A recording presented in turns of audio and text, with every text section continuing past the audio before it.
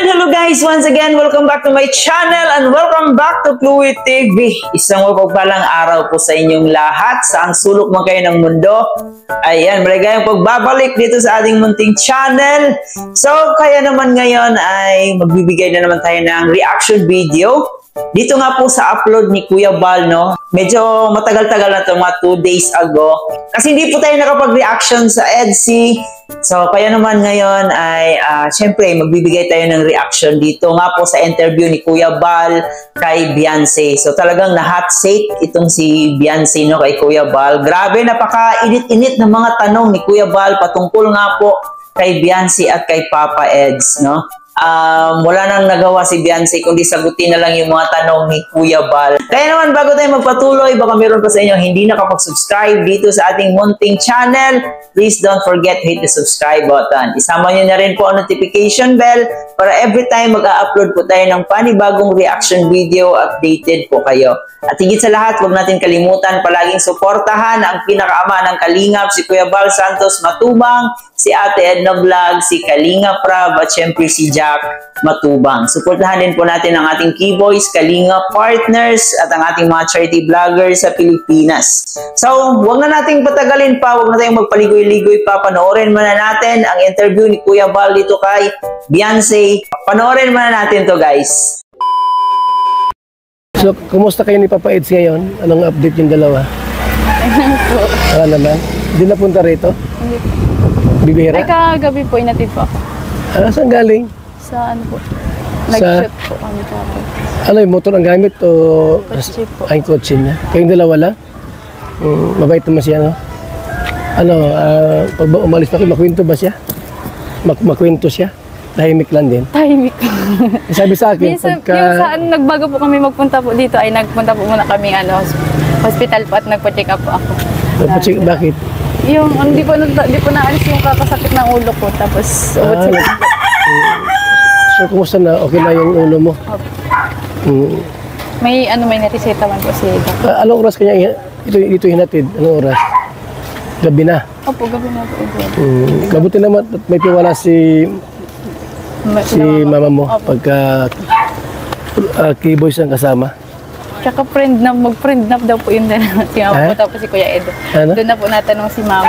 Di na natanong? Doon na po natanong kay Kuya Edo kung nasaan po ako. Yun na lagi ang ano niya. Sa palagay mo, pakiramdam mo lang, mayroon bang pahiwatig si Edo na liligawan ka niya? Sige nga, totoo, may pahiwatig? Ha? Wala na siyang girlfriend ay. Wala siyang girlfriend, ano? Sinabi sa akin. Hindi nga. Hindi, wag lang naman tanong. Kung ayaw mo sagutin, bahala. Hindi sabihin pahiwatig. May mga lalaki minsan nagbibiro. Joke siya kaya. May laman mo yung mga joke niya? Minsan po. Gano'n?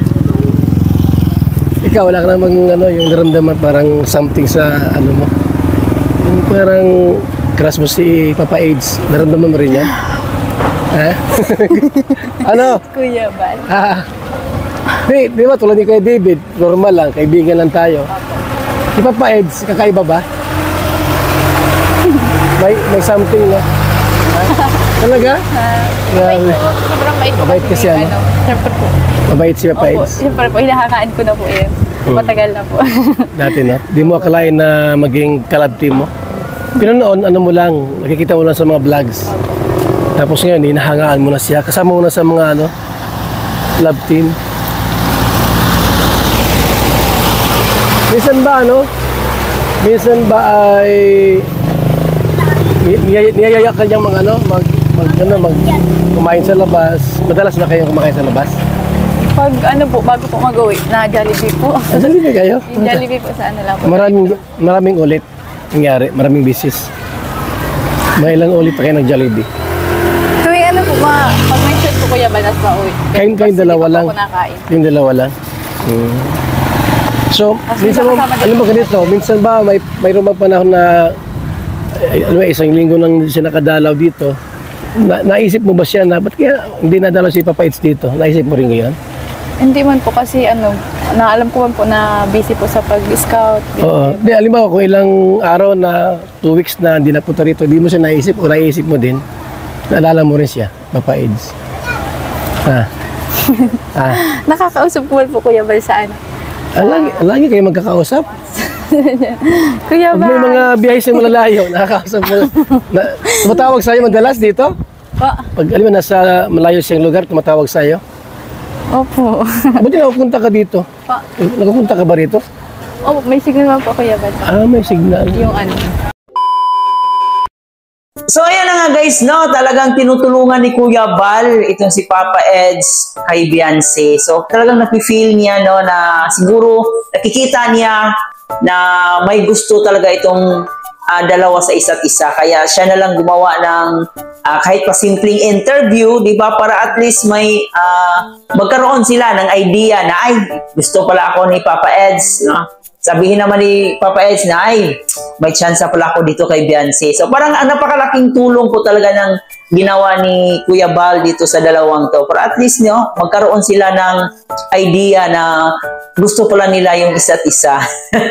So talagang mahaba-haba ang video guys, kaya sinorkat na lang po natin. Hinighlights lang po natin yung mga magagandang tanong ni Kuya Bal. At dito nga rin po napag-usapan ang pakis issue ni Kuya David. Actually, marami nang gumagawa ng reaction dito. So, ayun, sabi nga naman ni Beyonce dito is joke lang po yun. At least malinaw na po kasi sobrang nabash po talaga si Kalingap David dahil dito, no? Dahil sa pakis issue na yan. So, at least ngayon, malinaw na po.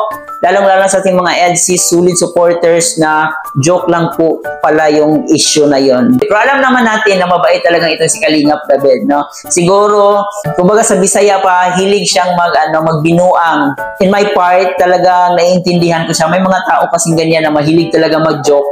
Minsan below the belt na yung joke. So, sana'y i-minimize po natin yung mga ganong klaseng attitude. Kasi alam naman natin na sobrang daming supporters ni Beyonce, daming supporters ng Kalingap. So, hindi naman lahat ng tao makakasabay sa mga joke. Dapat ilagay din natin yung joke natin sa tamang oras at sa tamang lugar. Pero overall, napakabait din naman ito ni Kalingap David, no?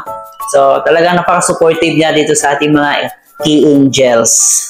At yun nga po guys, no, na-share din po ni Beyonce dito na pag sila lang yung dalawa na magkasama, sobrang tahimik pala nito ni Papa Eds. Napapansin ko rin guys kay Papa Eds na hindi siya chicks boy, no? Yung tipong ano lang, mahinhin siya.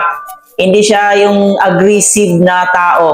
Kasi pag aggressive itong si Papa Ed, siguro marami-rami na yung mga naging girlfriend niya. Pero sa kwento niya, nung last interview ni Kuya Bal sa kanya, nakadalawang girlfriend lang po siya. No? So parang hindi siya ganon ka, chicks boy. Maganda yun. Para kay Beyonce na hindi pa naka-experience, maganda talaga yung mga taong loyal, tsaka marespeto, mapagmahal. And nandun na po yan lahat kay Papa Eds. So I think deserve ni Beyonce na magkaroon ng mabait, mapagkatiwalaan, supportive na lalaki in the future. So nakikita po natin yan kay Papa Eds lahat. And doon sa last vlog po ni Kuya Bal, tinanong niya si Papa Eds kung willing ba itong manligaw kay Beyonce. So dito, sinabi naman ni Papa Eds na syempre, willing po siya. No? And siguro sa tamang panahon, kasi hindi pa ngayon, di ba, kasi nag-aaral pa si Beyonce. Ngayon, hindi rin nakaligtas si Beyonce. Talagang pinapalo up talaga ni Kuya Bal kung nagpahiwatig na ba itong si Papa Eds na manligaw kay Beyonce. No? So talagang sinisigurado talaga niya na manligaw nga itong si Papa Eds. Kasi butong-buto talaga itong si Kuya Bal kay Beyonce, no? So, sinisigurado talaga ni Kuya Bal na magkatuluyan itong dalawa na to. So, ayan, sari-saring comment ang nababasa natin sa comment section sa upload na to ni Kuya Bal, no? May mga kinilig, natuwa, and dito rin po nalaman nila, no? At least naliwanagan sila dito sa issue about kay Kalingap David patungkol nga po sa kiss issue. So, ayan lang guys ang ating reaction video sa EDC. So, I hope napanood nyo po tong video na to kay Kuya Bal. Suportahan po natin ang programa ni Kuya Bal. Hindi lang po dito about sa mga love team, but sa mga tao na rin na tinutulungan nila. Especially ni Kalingap Rob at ng ating iba pang key boys kay Kalingap Edu. So, hanggang dito na lang guys. Baka nakalimutan nyo namang mag-like and share sa ating video. Huwag nyo naman kalimutan para mapanood pa tayo ng ating ibang solid EDC supporters at ng ating mga Kalingap supporters. Muli po guys, ito nga po pala si Chloe TV. Marami pong salamat sa iyong panonood.